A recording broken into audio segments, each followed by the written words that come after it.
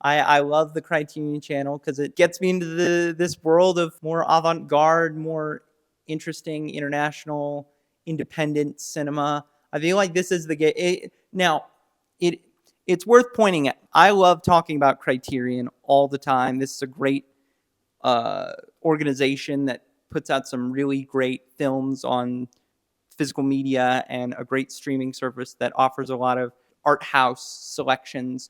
But I think it is super important to not look at them as the end all be all. I think so many people do look at them as the end all be all, and whether for the benefit of seeming holier than thou or wanting to justify their interests or taste. So when Enora gets inducted in the Criterion Channel, I think a lot of people are mixed on that. I think there's a great faction of people who liked Enora, but I think some people are like, is that too recent? Is that too mainstream of a movie to join the collection, Or on the other hand, it's like, oh, yes, it's joining the Criterion Collection. It means my movie's valid. The movie is valid. And look, Sean Baker does seem like a filmmaker who kind of warrants the Criterion treatment. I'll give it that. That's my personal take.